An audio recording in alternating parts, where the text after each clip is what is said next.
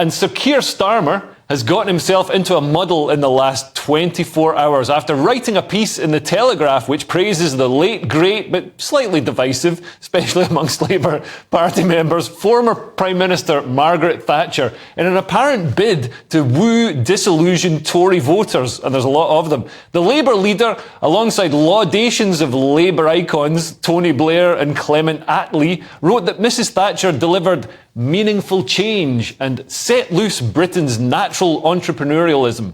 The surprising acclamation has received a frosty reception from both sides of the political spectrum, with Tories accusing Sir Keir of trying to ride on the coattails of Thatcher's success, and the left slamming the former PM for causing poverty and deprivation not seen since the Dickensian era.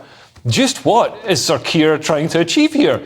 Could his praise of the Iron Lady really win over those disaffected Tories? Well, let's get the views of a woman who knew her very well, a show favourite, former government minister Anne Widdecombe. Anne, it's great to see you again. Good evening. What do you make of Sir Keir saying this? I mean, it seems like he's already 20 points clear. He's going to win. He's going to win by 6-0. He wants to win by 20-0. Well, I mean, it's extraordinary. It is, of course, the usual Starmer tactic of simply making a statement and then retreating from it. So, first of all, he was backing Jeremy Corbyn, thought he was wonderful. Now, apparently, it's Margaret Thatcher who's wonderful. And I would bet that even now, journalists are going through the archives as fast as they can to get all the things that Starmer has said against Margaret Thatcher in the past. He changes his position. I'm not sure what this is about. It's not going to appeal to Tories, Starmer praising Thatcher, and it certainly won't appeal to his own party, or at any rate to a large section of it. So I'm not entirely certain what this is about and what he is hoping to gain, but what he won't gain is votes from the Tories. Well, Anne, I've got to take some issue with that because I'm previously a Tory voter, and I actually like to hear this. I like Margaret Thatcher. I agree with Keir that she did unlock Britain's entrepreneurialism and introduced properly free markets and really drove Britain's economic growth and vitality. And I love hearing this from Sir Keir. I mean, to me, he sounds like the right-wing leader that the Tories have desperately needed for the last 13 years. Yes, but the point is, he's not. He's the leader of the Labour Party, and he was a rabid supporter of Corbyn at one point. So he's not. You don't know what he's thinking because he changes his mind every 5 minutes.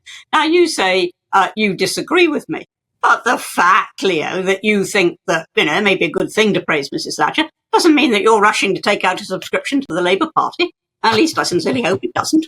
And that is the point. And he's not going to win votes this way because nobody believes him.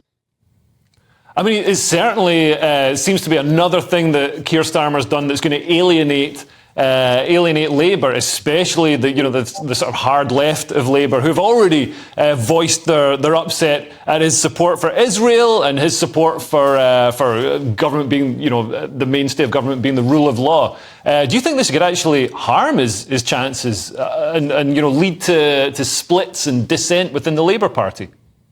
Well, they've already got splits and dissent in the Labour Party, just the same as the Tories have got splits and dissents. Nothing new under the sun there. I think it will damage him with the hardcore Labour left.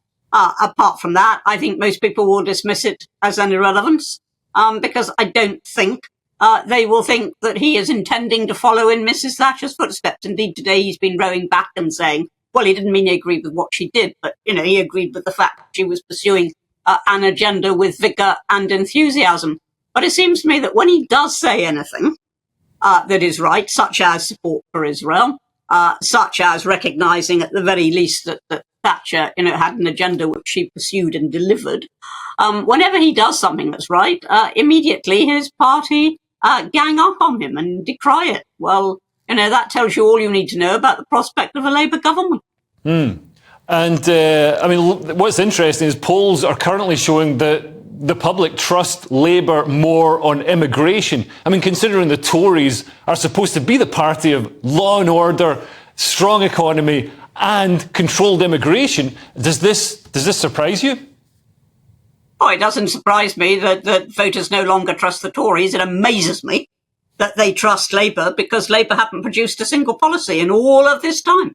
They haven't produced a single policy. They've decried what the Tories are trying to do. They've decried the Rwanda plan, but they haven't produced their own alternative. So why anybody would trust them, I don't know. But equally, you certainly can't trust the government.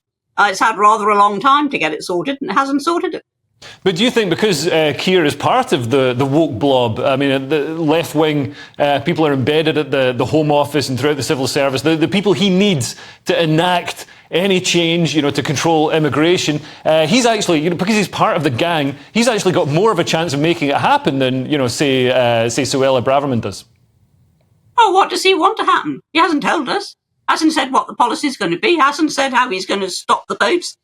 Hasn't said any of that at all. Hasn't told us what his policy on legal immigration is going to be. Now, so you say, has he got a better chance of delivering it? What is it, Leo? I haven't heard any it yet. You're quite right, Anne. I can't disagree with you there. Keir needs to lay out what he actually stands for, and pretty fast, because we're not that far away from an election. And thanks so much for joining us.